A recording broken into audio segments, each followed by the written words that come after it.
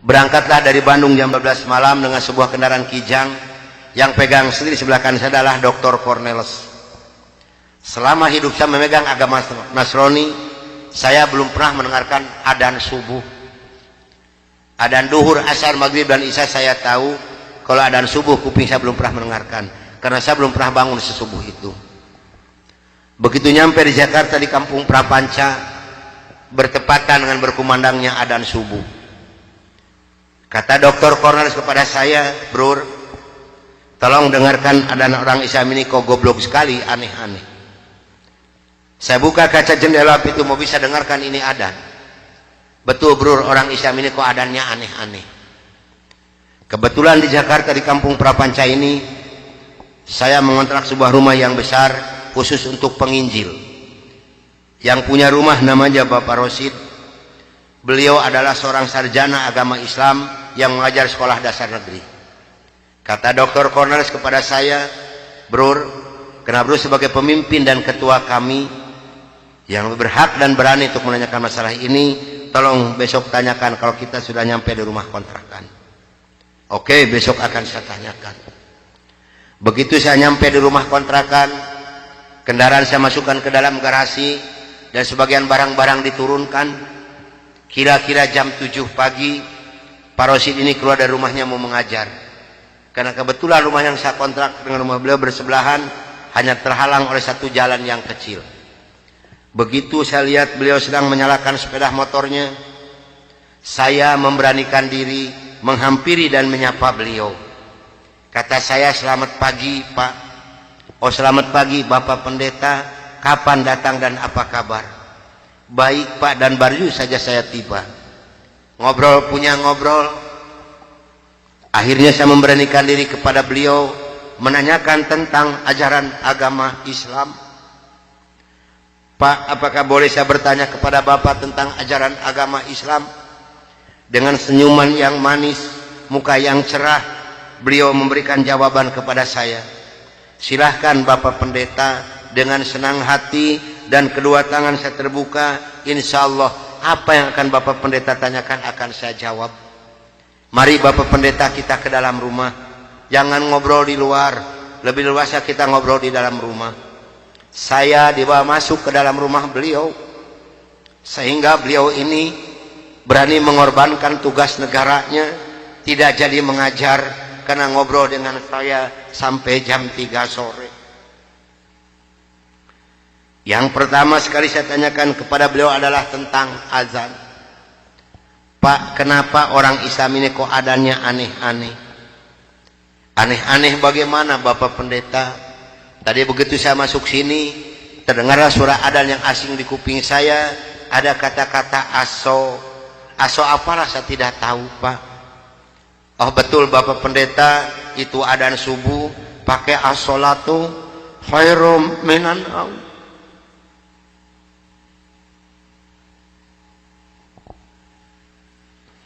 Apa artinya Pak?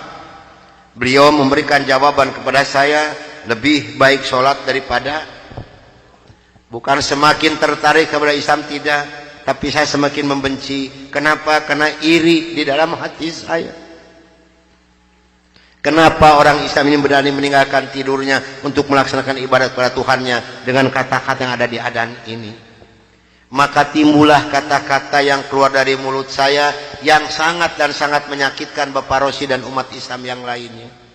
Kata saya, kalau begini orang Islam ini lebih goblok lagi. Kapan molornya kalau sholat melulu?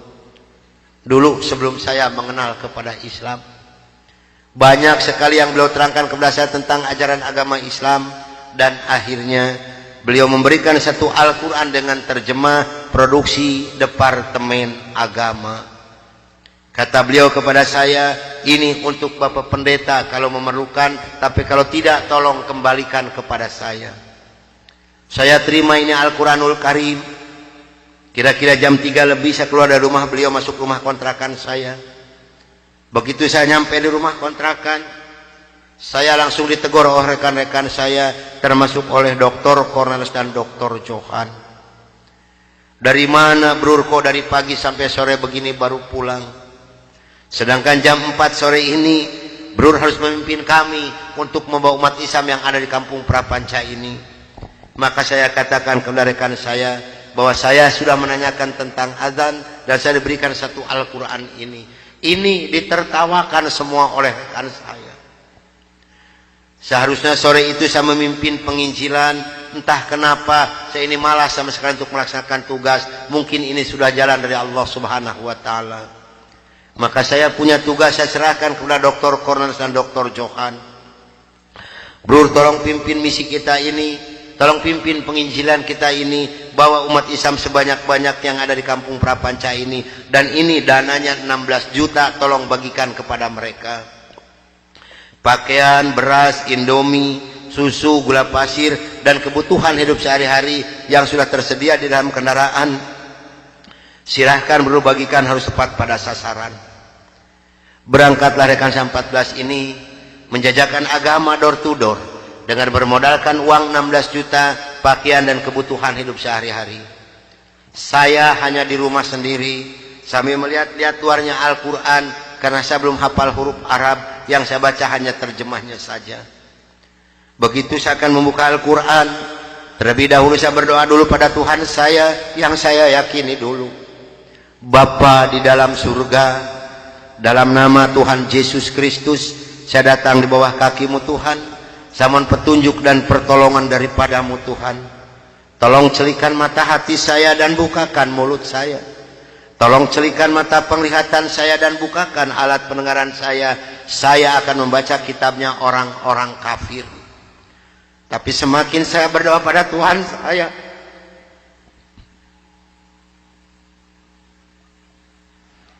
semakin terbukalah dalam Al-Quran ini. Ini suatu keanehan yang nyata di dalam kehidupan saya. Karena saya bingung membuka Al-Quran ini dari mana pertamanya. Begitu saya membuka Al-Quran langsung surat Ali Imran. Di dalam surat Ali Imran ini timbul kembali keanehan yang kedua di dalam benak saya. Kenapa dalam surat Ali Imran ini kok hanya 2 ayat yang diberi tanda merah, yang lain tidak ada? Yaitu Ali Imran 85 dan 102. Ini kalau ibu dan bapak percaya pada iman saya, selama 3 bulan kurang lebih saya tidak pernah merasakan tidur. Hanya membolak-balik membaca arti daripada 2 ayat ini saja. Disitulah taufik dan hidayah masuk pada diri saya. Bergemetarlah seluruh tubuh saya ini, bergejolaklah di dalam dada saya ini. Bahkan dalam hati kecil saya mengatakan, hanya Islamlah yang benar, hanya Islam yang dapat menyelamatkan umat manusia. Maka saya harus berani mengatakan kepada rekan saya, apapun yang akan terjadi, saya siap untuk menerima risikonya. Atas bimbingan dan pelajaran dari Bapak Rosid, atas petunjuk dan petuah dari Bapak Rosid, saya memberanikan diri menghampiri rekan saya 14 yang sedang mengadakan kebaktian doa. Saya katakan kepada rekan saya bahwa mulai hari ini, jam ini, menit ini, saya akan mengundurkan diri dari penginjilan. Saya akan menyerahkan sebagai ketua misionaris pada Anda semua, karena saya hari ini akan mencari agama yang baru, itu agama Islam. Karena hanya Islam yang benar, hanya Islam yang dapat menyelamatkan umat manusia. Agama yang kita pegang sama-sama tidak bisa menyelamatkan kita semua. Namun apa daya yang saya terima dari mereka, maaf, saya bukan mau dikasihani oleh ibu dan bapak, tidak. Yang mengasihani saya adalah Allah Subhanahu wa taala. Saya bukan seorang tentara, saya bukan seorang polisi, tapi merasakan panasnya peluru di kaki kiri saya dan di dada sebelah kanan saya ini. Besi yang lebarnya 6 cm yang dibakar merah membara, yang dipukulkan ke pipi saya tahan dengan tangan kiri saya. Demi Allah, besi panas nempelah di tangan kiri saya. Lalu saya ditengkurapkan, kepala saya diinjak oleh 3 orang. Tangan saya, kaki saya kiri kanan dipegang dan diikat oleh mereka. Lalu pengusaha dipukuli oleh Dr. Johan pakai kursi rotan. 13 tulang punggungnya patah untuk mengenal Islam. Kalau menurut logika manusia, saya ini harus sudah meninggal dunia. Tapi Allah Maha di atas Maha, Allah mempunyai rencana lain untuk saya. atas izin dan karunia Allah yang diberikan kepada saya bisa lolos dari pembunuhan rekan-rekan saya.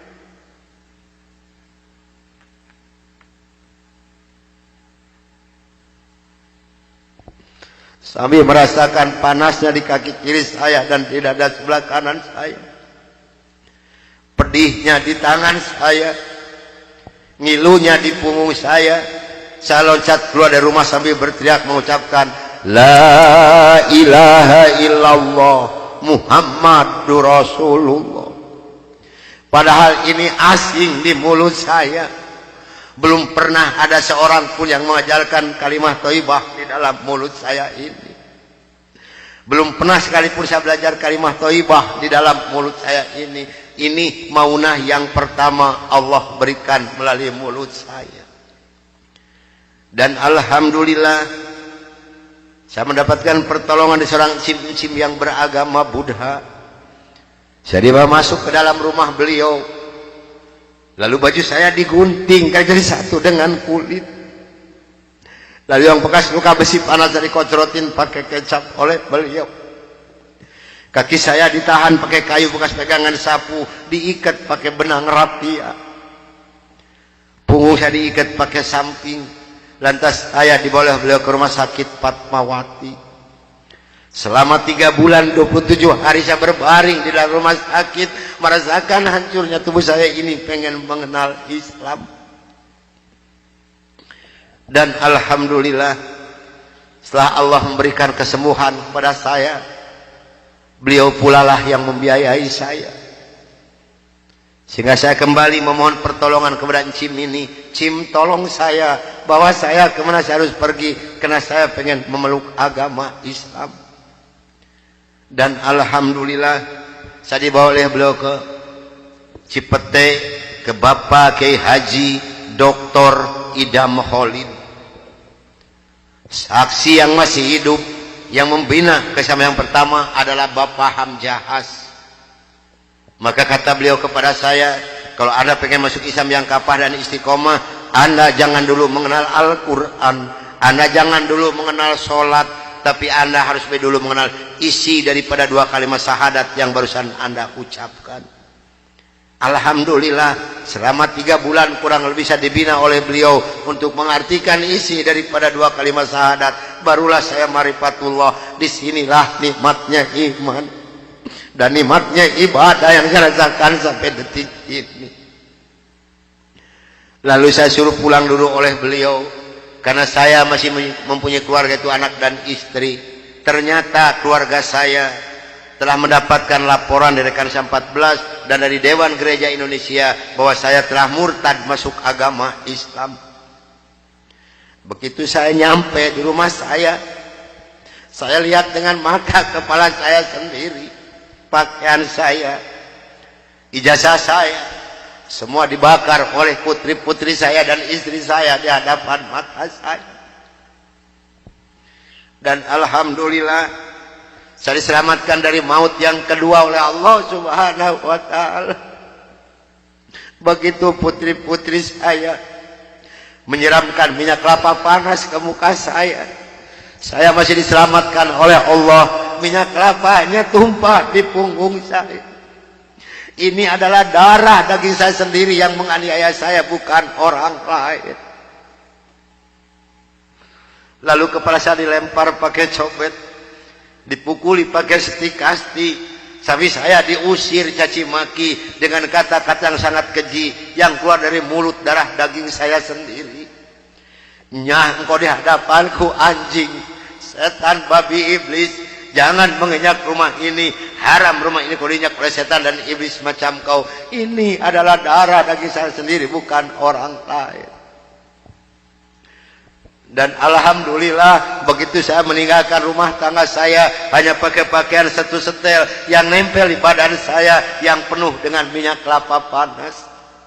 Harta kekayaan berlimpah luah demi Allah tidak saya bawa serupiah pun, karena saya pengen masuk Islam yang kapah dan istiqomah. Saya harus samina wa atona. Jangankan harta kekayaan berlimpah luah, putri-putri saya pun yang 3 saya putuskan. Mulai detik ini Anda bukan darah daging saya bukan bapak Anda, dan Anda bukan putri-putri saya. Titik sampai di sini. Jangan ada lagi pertalian darah antara Anda dengan saya. Kenapa saya putuskan kepada putri-putri saya yang 3? Karena saya takut besok atau lusa saya meninggal dunia, bagaimana tanggung jawab saya di hadapan Allah Subhanahu wa taala. Maka alhamdulillah sudah hampir 22 tahun lebih ini saya belum pernah dipertemukan dengan batang hidungnya. Namun alhamdulillah, biarpun putri-putri saya tidak ikut satupun, Allah telah memberikan kebahagiaan kepada saya pada saat sekarang ini. Kebahagiaan yang Allah berikan kepada saya tidak bisa ditukar dengan suatu apapun yang ada di dunia ini. Sekalipun emas berlian sebesar gunung tidak mungkin bisa menukarkan kebahagiaan yang Allah berikan kepada saya. Kenapa? Karena rekan saya yang 14 yang dulu menganiaya saya, yang dulu membunuh saya, alhamdulillah sekarang sudah masuk Islam semua. Sekarang sedang jihad fisabilillah, sedang membela agama Allah, yaitu syiar agama Islam di daerah-daerah Nasrani. Itu yang pertama di Papua Barat di Manokwari, yang kedua di NTT Kampung Kalabai Kabupaten Alor, yang ketiga di Kalimantan Tengah di Sampit. Saya mohon bantuan doa dari ibu dan bapak yang hadir malam ini agar saya dengan rekan saya diberikan kekuatan oleh Allah Subhanahu wa taala. Kalau ibu dan bapak pengen tahu dakwah Islam dari Nasrani, demi Allah ini tantangannya adalah nyawa. Saya pun di Manokwari sedang menanak nasi, Pak, Bu. Kalau Allah sudah mengizinkan saya harus meninggal, saya dipanah, ini kenal kemaluan saya. Allah belum menghendaki saya untuk meninggal, hanya 3 cm jaraknya ini panah. Sedangkan panah di Manokwari demi Allah bukan 1,20 meter panjangnya, tapi 1,60 meter panjangnya. Ujungnya sudah pakai racun. Ini perjuangan membela agama Allah daerah Nasrani. Alhamdulillah perkembangan Islam di daerah Manokwari. Pada Manokwari ini akan dijadikan kota Injil. Kalau Manokwari sudah jadi kota Injil, yang pertama tidak boleh ada adzan berkumandang, tidak boleh mendirikan masjid, tidak boleh ada perempuan yang berjilbab. Alhamdulillah di sana ada 297 orang yang masuk agama Islam, termasuk orang yang memanah saya. Kemarin tanggal 17 Desember saya baru selesai membuat masjid. Dari mana biayanya? Dari hasil pengajian saya. Saya mohon bantuan doa, karena kadang-kadang rekan saya di sana, Pak, maaf, 10 hari lebih tidak pernah ketemu nasi. Yang dimakan oleh rekan saya singkong direbus, yang penting terganjal perut, karena sulit mencari dana untuk dakwah di Islam ini. Dari mana makan mereka sehari-hari? Maaf, dari hasil pengajian saya. Karena mereka lepas dari gereja tidak ada santunan apapun. Siapa yang harus bertanggung jawab? Kita inilah sebagai umat muslim. Di Kalimantan Tengah ada 192 orang. Di sana, Pak, demi Allah tidak ada masjid satupun. Gereja ada 9. Paling banyak isi gereja 15 orang. Kalau saya mengadakan sholat berjamaah di Kalimantan ini, pakai kompas di luar, di lapangan, di atas disiram oleh mereka. Saya hanya bisa berdoa, ya Allah berikan taufik dan hidayah bagi mereka, karena mereka tidak tahu kedatangan saya ini mau apa. Alhamdulillah 4 hari kemudian 8 orang yang masuk agama Islam, maka berjumlah 192 orang yang ibu dan nenek yang kupingnya pada panjang-panjang. Saya mohon bantuan doa, karena saya sedang membebaskan tanah untuk pembangunan masjid. Mudah-mudahan Allah memberikan jalan untuk saya untuk melunasi tanah di sana, untuk pembangunan masjid di sana. Nah, hadirin ikhwatul iman rahimakumullah yang hadir malam ini, barangkali, tapi sebenarnya saya mohon maaf yang sebesar-besarnya, barangkali ibu dan bapak mau ikut berjuang membela agama Allah, menyisihkan sedikit rezeki untuk pembebasan tanah di Kalimantan ini, insya Allah hubungi saya. Tapi yang penting adalah doa, karena doa lebih dulu nyampe di hadapan Allah Subhanahu wa taala. Nah, hadirin ikhwatul iman rahimakumullah, itulah mungkin tausiah saya yang saya bisa sampaikan malam ini. Mudah-mudahan ada manfaat guna untuk ibu dan bapak. Dan mudah-mudahan yang hadir malam ini kelak di yaumul qiyamah mendapatkan syafaatul ujma dari Kangjeng Nabi besar Muhammad Rasulullah sallallahu alaihi wasallam. Dan mudah-mudahan kita dipertemukan Allah bukan hanya sampai di sini saja, tapi sampai yaumul jaza kita dipertemukan kembali oleh Allah Subhanahu wa taala. Akhirul kalam, wabillahi taufiq wal hidayah. Wassalamualaikum warahmatullahi wabarakatuh.